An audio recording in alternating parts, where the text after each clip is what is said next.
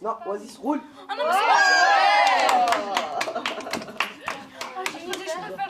La première fois qu'Oasis est venue au collège, c'était un peu par hasard en fait. Je pouvais pas la garder à la maison et du coup je l'ai amenée ici et la réaction des élèves m'a fait penser que voilà, il y avait peut-être une piste à creuser au niveau de l'éducation nationale avec la présence d'un chien dans la classe. Touche.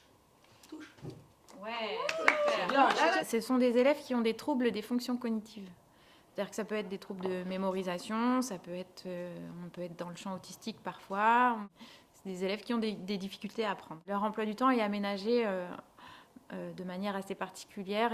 Ils sont en partie dans l'ULIS et en partie dans leur classe de référence pour l'EPS, la musique et d'autres matières pour lesquelles ils ont de la curiosité.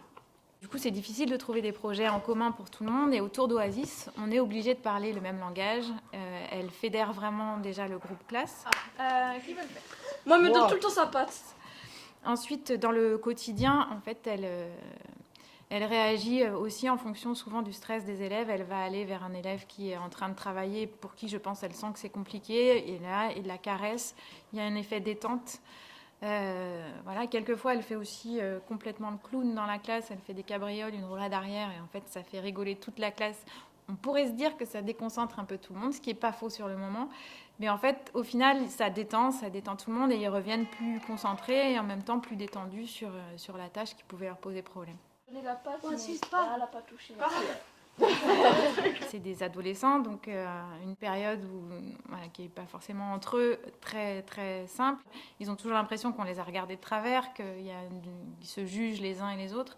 Le regard du chien est pas du tout dans cette dimension-là. En fait, le chien n'est pas jugeant. Il y a un côté très apaisant du coup pour eux dans la classe.